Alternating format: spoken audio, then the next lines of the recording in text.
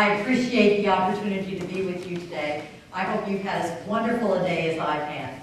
I have certainly enjoyed meeting so many wonderful people and visiting your campus and having lunch with the students here. They were delightful.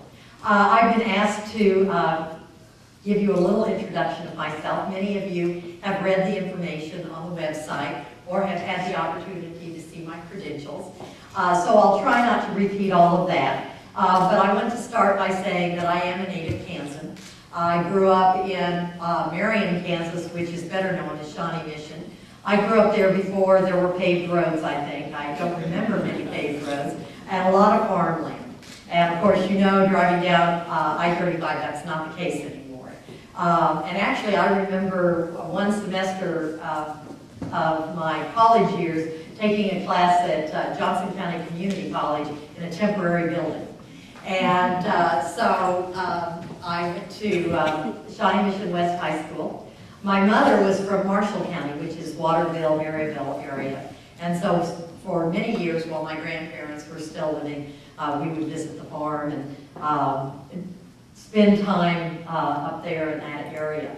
I went to Kansas State University, and I had my bachelor's and master's from there, and spent most of the 5 years of that period of my life in Manhattan, going to summer school. Only went home twice to go to summer school, so that I could go on to other things. And so I really felt like, and still feel like, I grew up in Manhattan. That's where I really grew up. And I have to tell you just a little story while I'm telling you about myself. We came in, my husband and I came in on Saturday so that we could, we wouldn't have to rush to the airport and the rental car and all that. I got to sleep in yesterday morning, which was really a treat. But then we got up and we drove to the tall grass prairie.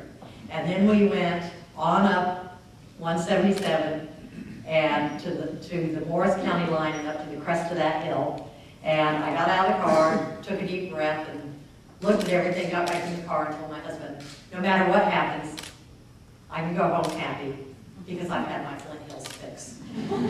I come back almost annually, at least I try to, and have that opportunity because I've learned moving to the southeast and living in valleys and close to the ocean that where we grow up really becomes a part of us.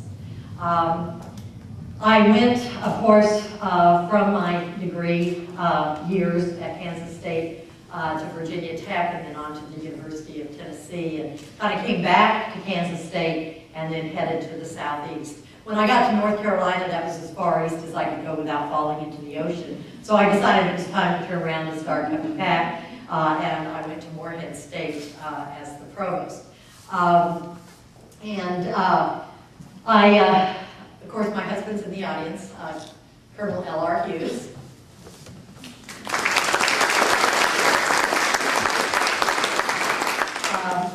He is a retired Air Force colonel. His father before him was a Flying Tiger, and together we have a daughter who will be 25 next week.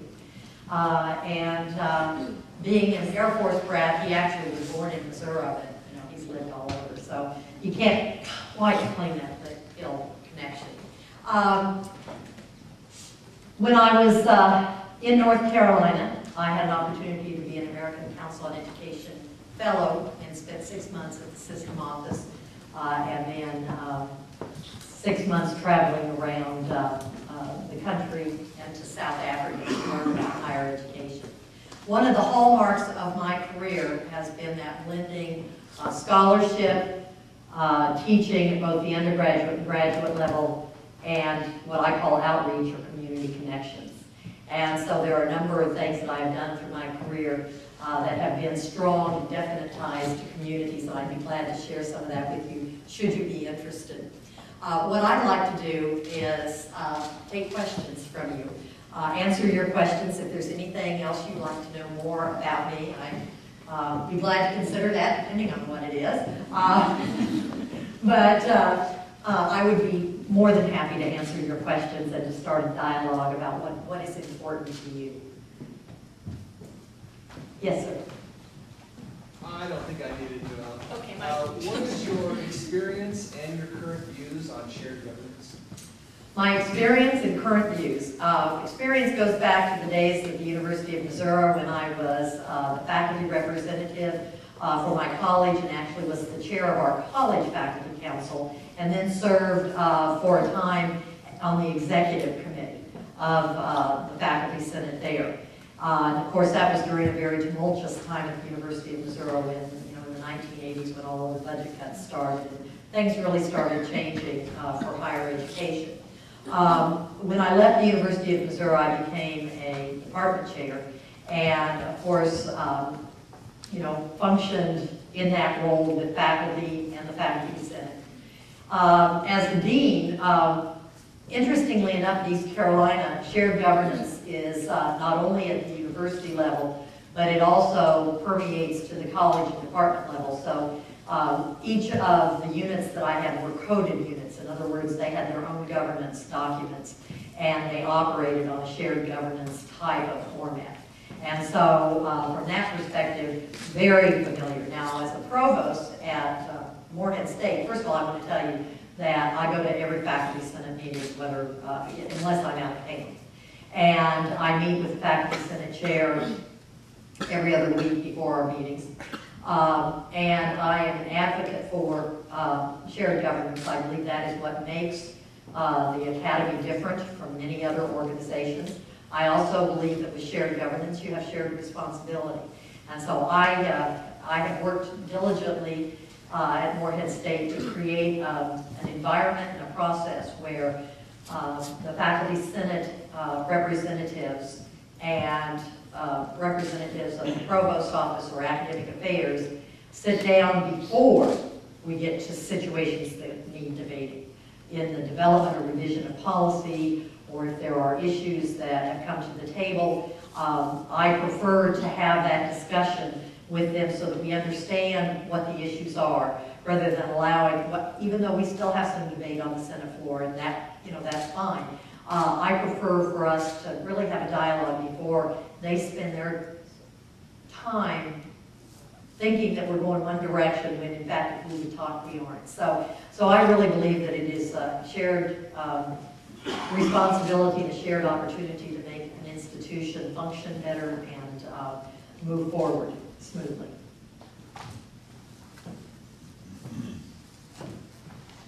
Well, I don't need the microphone. I'm fine. That's all right. Dr. Hughes, good afternoon. I'm a community member, not faculty or staff, but I have interest in the university. And as you know, I guess the Emporia State enrollment has been slipping, and the community itself has seen better days. And my interest would be to try to find a way to boost both.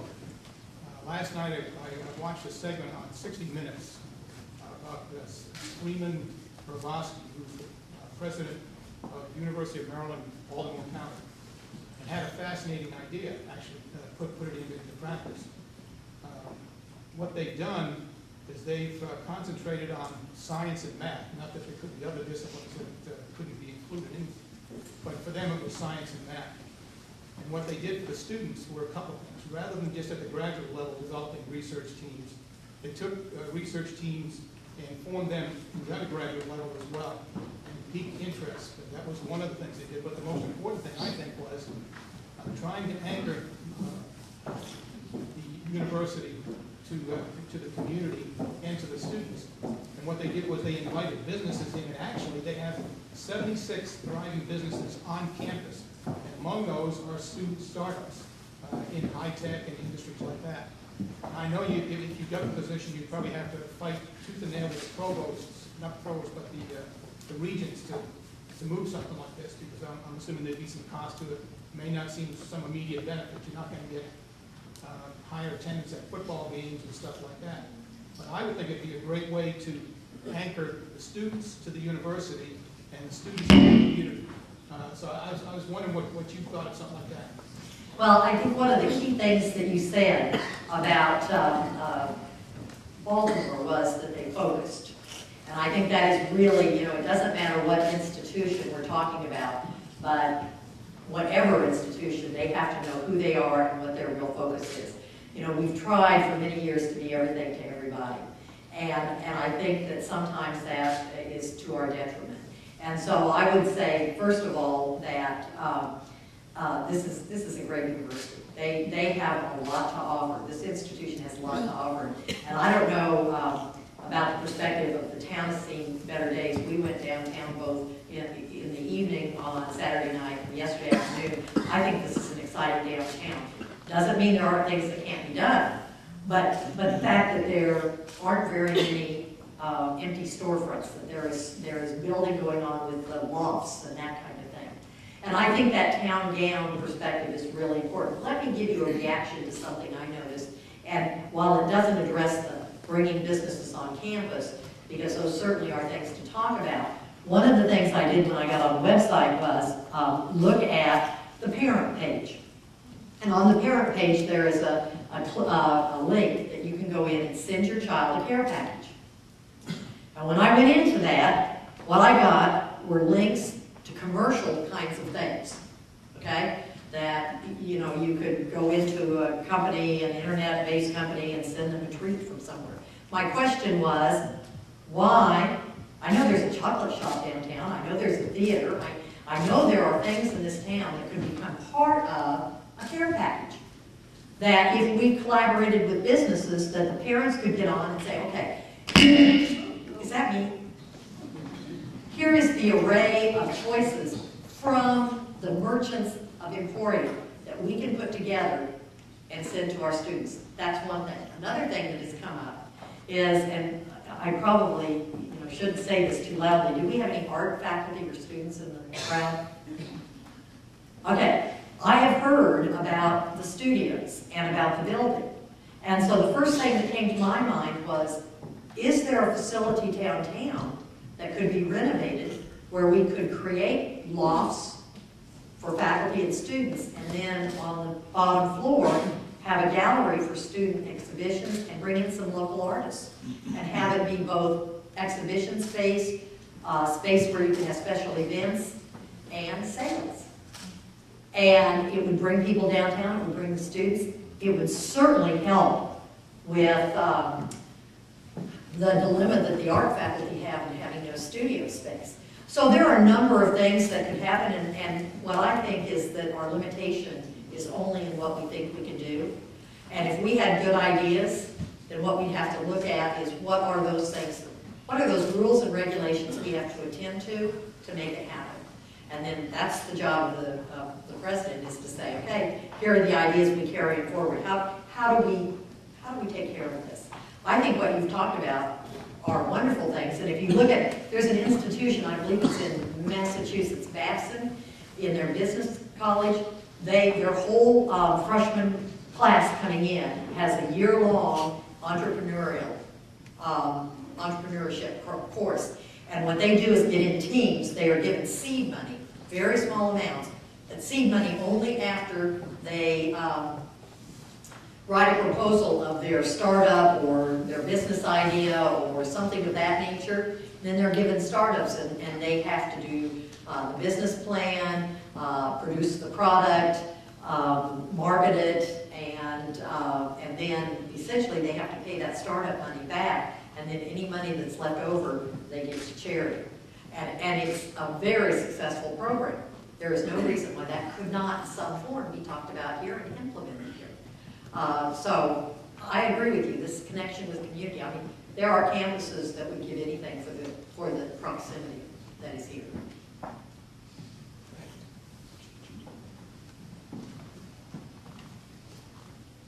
Are you going to ask the question, Judy? You got to answer. In an earlier session, in response to the question of why Emporia, why ESU, one of your responses, you said, because Emporia is the right kind of town. And maybe in your last answer you provided examples of that, but is there anything more that you would add to that in response to we're the right kind of town? Well, one of the responses I would have is the fact that we have community folks here and that there is time for me to spend time touring downtown. My husband certainly has the opportunity to do that. And the fact that the town is receptive, they want to have that relationship. That is part of it being the right kind of town. We have a struggle in Moorhead, Kentucky. We have a town of 7,000 people, a university with a resident student body of about a little over 7,000. So, you know, a little bit more than what's in the town. Historically, there's not been a good relationship there. Historically, the residents of the institution have not seen it as their role to be part of the community. The current president came in with a totally different philosophy, and he has worked very hard, and when I got there, together we have worked very hard to break down those barriers. But when you say, you know, right, I mean, how wonderful it would be to be able to pick up the phone and say, you know, I got an idea of how we can work together, and have somebody on the other end say, great, when can I be there, or when can you be here? And not go, well, it depends on what it is. So I think that's part of the reason is that design. Hello, Dr. Hughes. I was actually interested in your position on the recruitment and retention of Hispanics and other minority students at the university level. Well, first of all, I think enrollment, recruitment and retention of all students is critical. But I think one of the things that we have to understand, and I think if we look at the demographics of where this country is going, that we need to really understand the community aspect of our institutions. Because when we bring students who are of different ethnic backgrounds or cultural backgrounds, oftentimes we ask them to fit into our culture. And what we have to do is create a culture in which everyone benefits and learns from each other and feels welcome. While I think that it is important to make a special effort to create diversity, because one of the things, and I don't know if any of you saw this, but there was an article in the Chronicle not long ago about what keeps students in college. And one of them is diversity. They want to be in a diverse environment. They want to learn other things. They want to have an international perspective.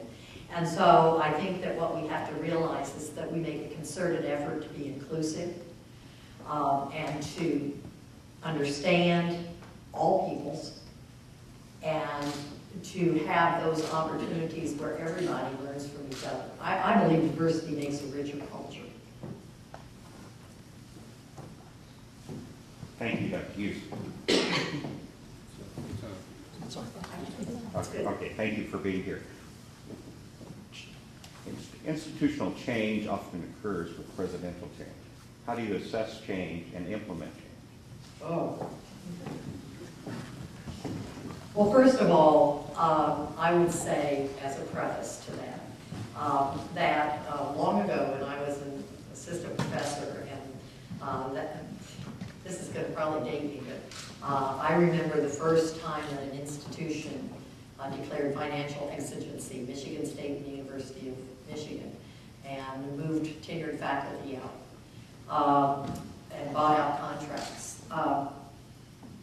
And I remember as a young faculty member hearing my colleagues talking about getting back to normal with budgets and everything else. And one day I thought to myself, what if this is normal? And so I became a student of higher education and looking at change and that kind of thing. And I have to tell you that in every position I've had, I have in essence been a change agent. At East Carolina University, I was given the responsibility of taking 2 schools and making them a college, which is a lot of change. When I moved to Moorhead State, I was given the charge to reorganize academic affairs and to revise general education and to get the SACS visit going and a number of other things, but they were all focused on change. Change is scary for everybody, but there's, I think we've all come to realize that change is really part of our society and part of our world. And I believe that we have a choice of either directing that change or letting the change happen to us. And so I believe that the way we approach that is first understanding the horizon. You know, we have to know what's out there, and we have to understand what it means for us. And I think that's partly the role of the president, is to understand the statewide horizon and agenda and the national agenda, and to be able to say, how does this filter down? What is this going to mean to this campus? And the next thing is to help other people understand that, so that it becomes something that we talk about in shared governance. And that, you know, this isn't just a, well, the Board of Regents says we have to do this. But, okay, this is where the Board of Regents is going. This is where the legislature is going. This is where the U.S. Department of Education is going. What does that mean for us?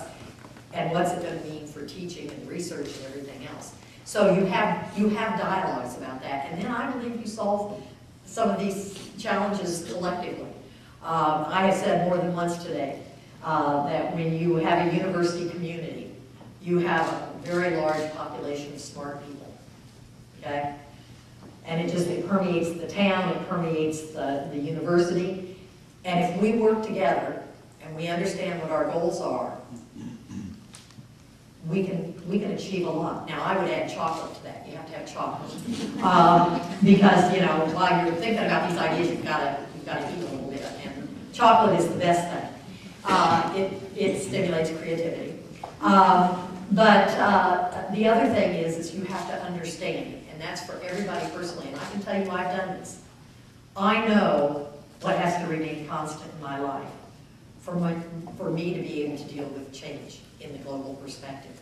And I think that when we are in institutions that change rapidly or that have any kind of change, we have to take our own self-inventory and say, what is the thing that has to remain constant for me to be able to function in this change? I don't know if you have seen the work of a book called Leadership in the New Science. Margaret Wheatley was very popular in the 90s. And one of the premises of this is that that chaos is a part of everything we do. And with chaos comes change, and how important it is to communicate and to solve all these issues together in order to make the change work for you. How I handle it is know who I am and what I can deal with, and then I have to weigh a lot of things with change. You know, you don't treat it lightly, but it is something we all deal with.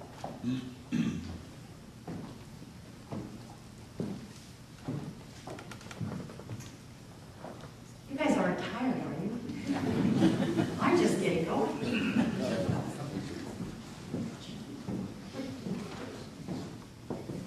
Two-part question with academic responsibility, faculty responsibility for curriculum. First part, let's say science faculty is not interested in offering online labs, and KU Pharmacy will not accept transfer of them anyway. So would you require us to offer online labs? And number two, in your paperwork it says that you're proud of an early course, a college program. And in Kansas, we have dual enrollment, and we're not quite impressed with that. Again, something that faculty are concerned with. I'm double dipping. That's okay. Now, if I don't answer both, just go, wait a minute, okay? So your first was curriculum. Well, first of all, I'm going to have to say that I believe the curriculum belongs to the faculty. Now, if there is a compelling reason that we need to take another look at this is something you do together.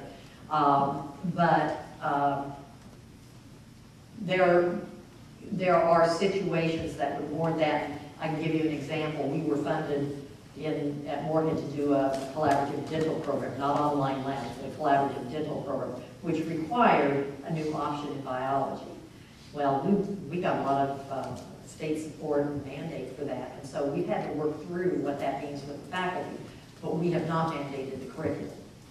And the second thing I'll say about that is that while I have been in 2 institutions where they have been the leader in the state for online education, and that I do believe that there is a role for online education, I do not believe that it goes into every discipline and every competency. I also believe that we have to be very focused with online and distance education and know what our niche is, because if you've looked around any nationally, everybody's doing online. Everybody's getting into it, and everybody thinks, number one, it's going to increase enrollment. Number two, it's going to be the salvation of our budget woes. And you know what? The bottom's going to drop out one of these days, folks. And so we have to be ready. We have to know that what we've done on the online education has been targeted, has a niche, has been well done.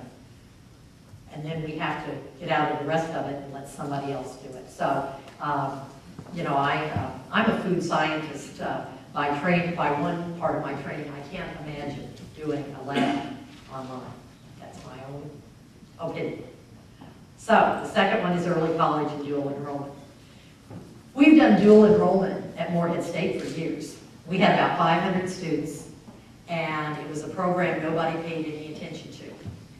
And when I got there, I asked for data. How many of those students are going to college? How many of those students are coming to Morehead State? And how are they performing if they come? And where are we going with this dual enrollment? Well, there weren't very many answers. But the feeling was we couldn't pull out some of those places because of politics. Well, I understand politics, and I know there's some things we have to do. But if we're going to do them, we need to know what we're doing and do it well. One of our strategies in growing our enrollment has been taking what was dual enrollment, putting it over here, and said, what would we do if we were really going to have an early college program? How would we structure it? We ran a pilot with our school in our county, Brown County. Now they had an advantage because they would bus the students over to our campus and they came to our classes.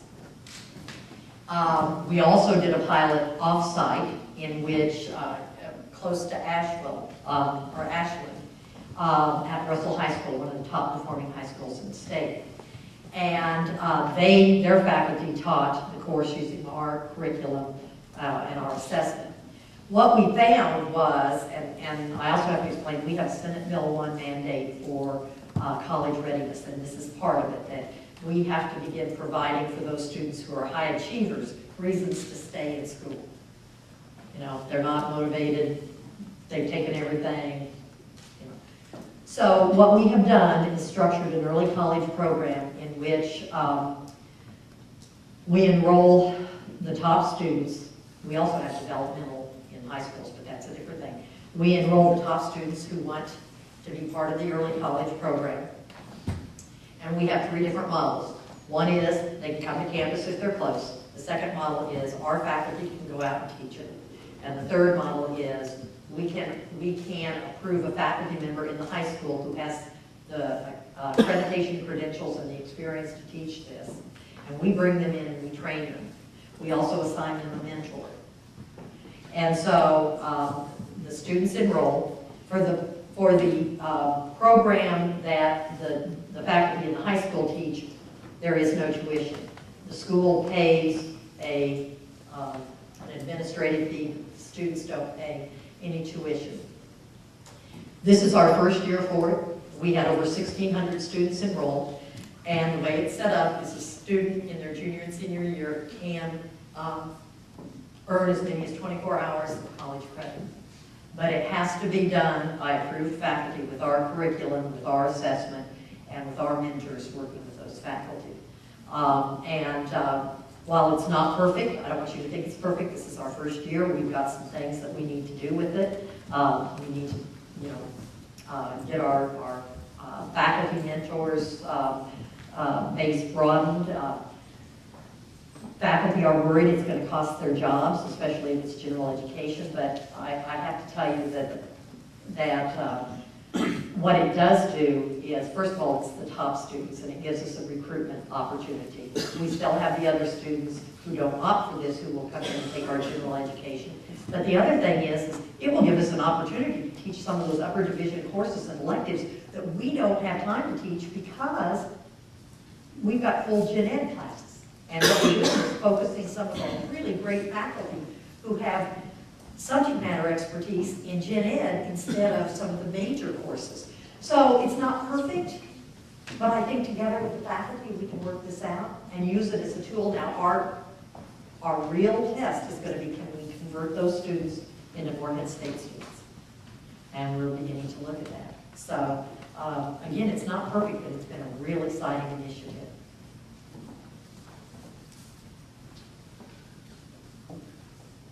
Yes?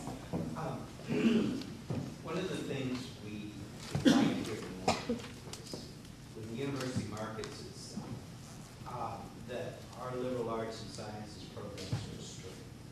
And some of us that teach in liberal arts and sciences don't feel like the university has mentioned that very much, and we sell it some. How do you see strong liberal arts and sciences in terms of how this university sells itself? Well, first of all, I think that strong liberal arts and sciences is critical if we're actually producing an educated citizenry.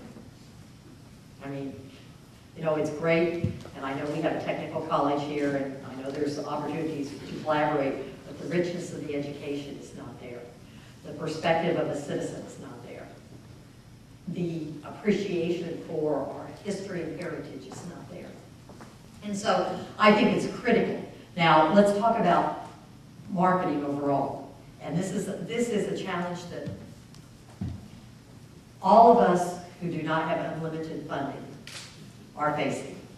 And that is, we need to market everything. I mean, your programs need to be marketed, education programs, I mean, you know, we could all get around the table and say, we need it all and we needed it yesterday.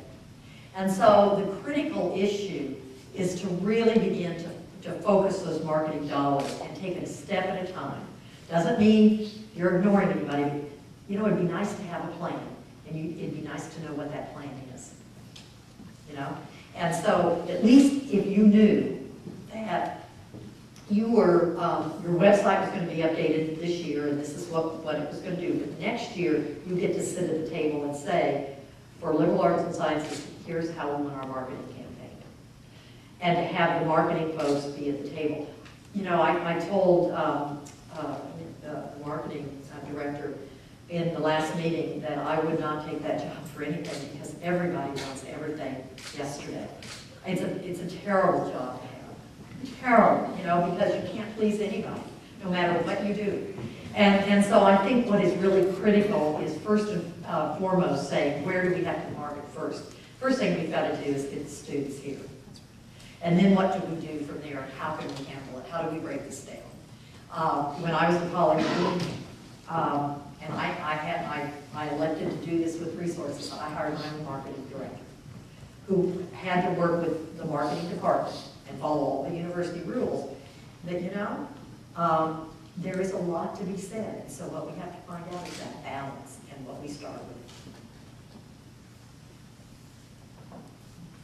Other questions? I'm going to get a drink of water while you're thinking.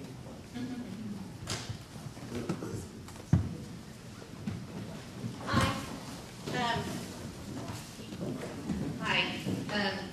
Welcome to Florida. It's an awesome place.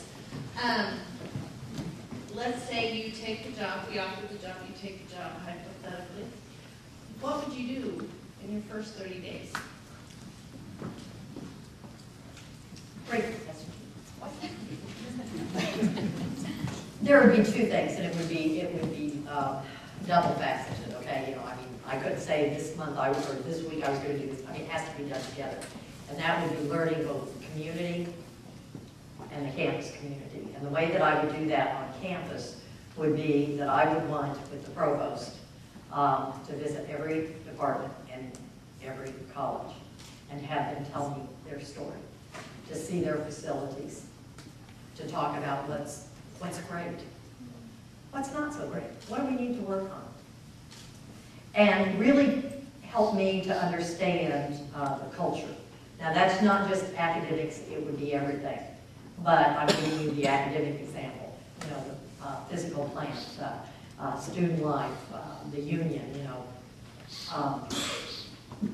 going around with people, you know, going on some recruitment trips, with some of the counselors, really getting a feel for how the institution lives and breathes, and what people are proud of and what they'd like to have addressed. Same way with the community. You know, I'm a Rotarian.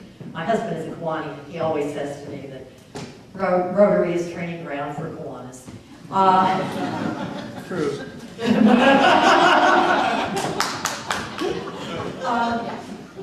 Moorhead has neither Rotary or Kiwanis. I can't wait to get back into the Rotary Club and to be part of that part of the community. I think that being active in the chamber is really important. Walking down Main Street and downtown and getting to know people, seeing the shops, seeing what's going on, hanging out with students. I had a great lunch today. These young people fed me well and challenged me, and we had a great conversation. And let's face it, those of us who have made this a career, the reason we're still in higher ed is to stay young. You know, we hang out with really young people, and we keep our perspective. You know, we keep up with things, and so that's what I would do, is split my time. Obviously, there's some other things that would need to be done, but I think that's really critical for that first month, is to be out and about and to, you know, I've done a lot of reading. I could probably tell you some things that I discovered on the web and, you know, in reading and that kind of thing, but you know what, there's nothing like sitting across from a person and saying, okay, now tell me about this.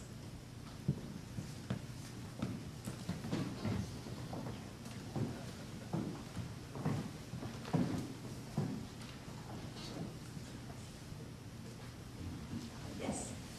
Can you speak to any experience you have in fundraising? Yes, I can. My active fundraising opportunities really came as a dean. And I know that many of you understand the different roles and responsibilities of a president in fundraising. But as a dean, I was very active in fundraising. We had a number of programs that were very visible and nationally acclaimed, one of which was our hospitality management program. Our food service at East Carolina was Aramark, not Sodexo. And at the time I was there, they hired more East Carolina graduates out of hospitality and business than any other university in the country. And so they had a vested interest in our training of students. And so I worked very diligently with the hospitality program, made many trips to Philadelphia, to the headquarters of Aramark, and eventually made a $1.5 million ask to support a leadership program for our students and scholarships.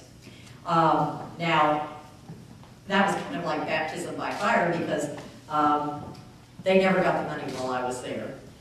Twice while I was still there, they brought the check, and twice the chancellor said no thank you.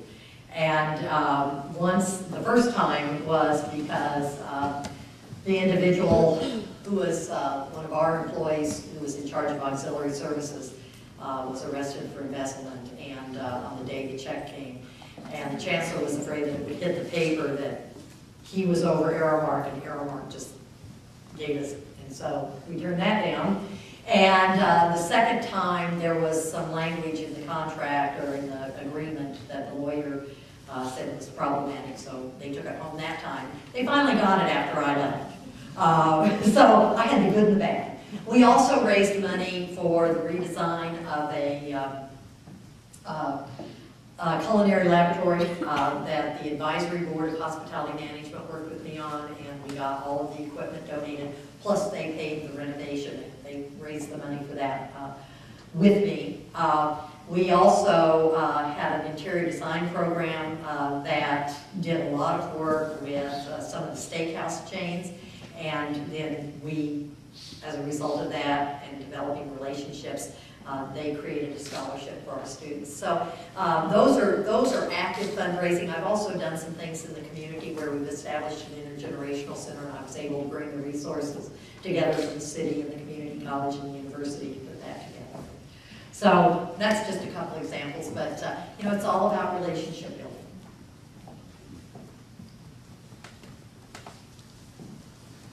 Tell us about infrastructure, specifically the physical plant, and then compare and contrast it with people. We want to attract students to our university. Everybody knows that attractive infrastructure and physical plant is probably attractive to young people. Also, people make a difference, so we have a limited amount of dollars, and just give us your vision on that. Okay. Well, first of all, you're right. You know, the coming onto campus is like meeting somebody for the first time. And if they look like they just rolled out of bed and, you know, are still half asleep, you're going to have one impression of them versus if they approach you in professional dress and welcome you and introduce themselves. That's kind of like what happens when you see a physical space. That first impression is really critical. Now, I will say that here, there's a lot of renovation and building going on. But, you know, I think like any other campus, especially in the kind of economic times we have, there are some little things that might be done. But I'm also very aware of how much demand there is on physical plant personnel. And so, you know, there are some things, and one of the partnerships that we did on our campus was we had an old house that needed renovating. We wanted to put our regional engagement program there. Well, first of all, the amount of money it would have cost for physical plant to do it was unbelievable. And the second thing was they just didn't have the time and the manpower to do it in our time frame. So I sat down with the vice president for that area, that division, and said, what would happen if you told us what things the physical plant had to do by code and all that, and how much that would be? And what if we got volunteers to come in and pull up the carpet and peel the wallpaper and paint the walls and all that kind of stuff? And so we worked it out, and that's exactly what happened. And in 6 months, we had a renovated house that is absolutely beautiful at about a fraction of the cost. But it took it off their plate in terms of having that deadline. It also let people who had an investment in that program invest in that house. And so there are lots of things that we can do like that. You know, one of the things that I was talking to the students about at lunch was, is it Wilson Park up here? Okay, and I asked them, was that the universities or, you know, is that the cities? And they said it was the cities. Well, you know, it's right next to campus. And I asked, has any student organization adopted it to go in and make sure it looks really good? And they didn't know, but my guess is no. And you know, that's the partnership with the city that we could have, is that because it's so close to campus, and I'm sure our students use it, maybe we can help take care of it.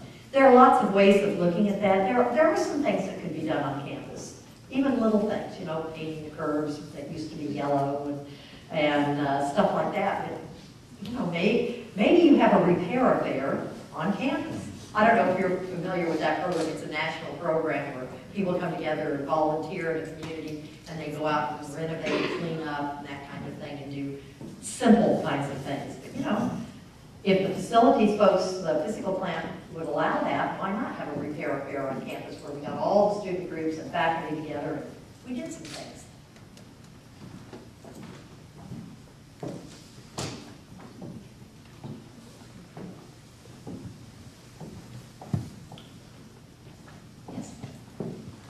Sorry for double dipping, but Is there a rule about double dipping? Because you're the second one who said that. we're just very cool. Oh. Give me your background. How do you feel about the service of healthy and nutritious food on campuses, and what would you do about it? I think it's critical, and that's part of your partnership with your food service folks. You know, because they're, you know, they have that opportunity, and I don't know what it is here, but I do think. But you know, also part of it is there has to be a little education, whether it happens at home or it happens here for the students and the faculty and staff, Because I would tell you, I mentioned chocolate. No, when I'm stressed, what do I grab? Diet Dr. Pepper and chocolate. I could do an apple, right? So some of that is education, because we can provide the best food in the food service, and they may not select it. So.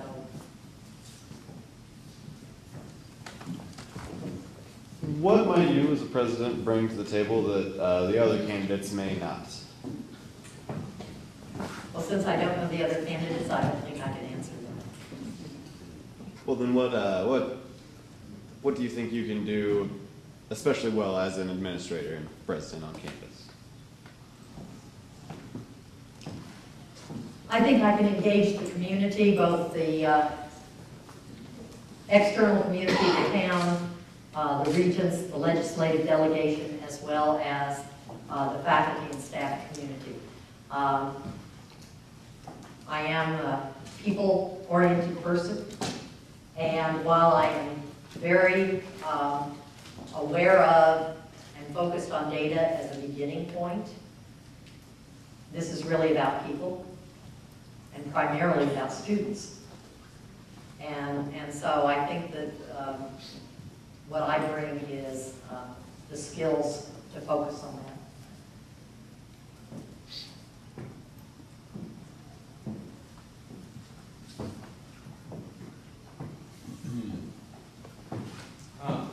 So when you recruit students and students are here,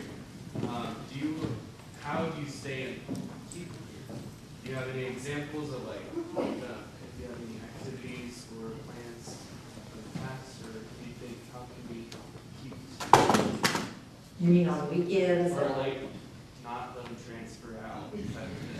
Oh! Or weekends is good too. How do we Well, you could, but I don't think I really think unless you had that barbed wire thing across the top of the line. Actually, this really has to do with what we do past the freshman year. I mean, I know that Emporia State has some first-year programs, we have first-year programs, but really the critical thing is keeping the students engaged after that freshman year. And so one of the things we're doing on our campus is looking at a sophomore and a junior year program. The other thing is, and someone mentioned here, student research. One of the things that we have done, because we are a comprehensive regional institution, we will never be an R1 institution that brings in big grants and does significant research in every unit. That doesn't mean we don't have some that are doing research, but that will not be our primary focus. We have developed a program in undergraduate research. Now, I know that is in certain units here, but ours is across campus. And we currently have 140 students who are undergraduate research fellows. They can earn up to about $3,000 in 2 semesters working with a faculty mentor. Let me just give you an example of 2 of our undergraduate research fellows. You are aware that last spring, and I guess it was both in the spring, that we had our last 2 shuttle launches to the space station, right? Well, we have a space science program at Morehead State. We track satellites. And we have a lot of relationships with NASA and Department of Defense. We also have an outstanding biology program where we have 2 undergraduate fellows. They are sophomores.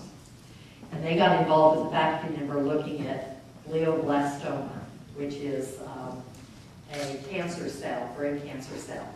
And their question was, does zero gravity impact the growth, the speed and the type of growth in cancer cells? And so they created an experiment, and we took it to NASA. And on both those shuttle launches, their experiment went up. They stayed on the space station for a certain amount of time, and then they came back. We didn't find a lot that was, that we're not going to cure this issue right now, but we started looking at this. These are 2 sophomore, junior level students doing this. They are engaged. That is the key. Whether it's undergraduate research, whether it's student life activities, whether it's a sophomore program. The other thing we're doing is peer mentoring. We're doing a lot of peer mentoring because we have a lot of students 40% of our students come to us with at least one developmental need. Often we get students with 3 developmental needs. Well, we don't have the capacity to hire tutors for all of those students, so we have created 2 tutoring spaces. We have a partnership with a company in Kentucky. It's a not-for-profit that places Apple computers in schools, and they have placed computers in all of our tutoring labs, and peer mentors are helping us with those students. They're engaged. They need to be there in the evenings and on weekends to help their students. So there's lots of ways, but it's all about engagement. It's all about them being part of that community and part of the external community as well. One of the things that I heard from a young man that I was talking to yesterday, and I can't remember if it was at the motel or at the restaurant, and he mentioned that there wasn't a lot of music stuff for older teens and young adults to participate in. And so, that's another thing that, I don't know whether it's possible to create that kind of venue downtown. But, it's something to talk about. Other questions?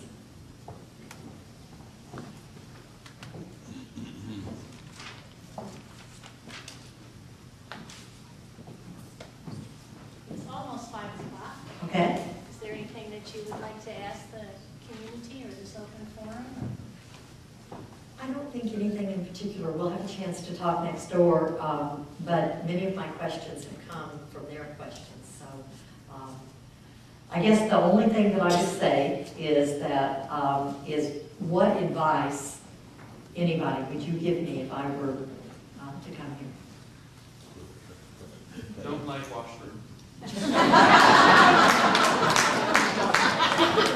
think I never happened. Okay, there's got to be a story. That's our Bible, Washburn University. Okay.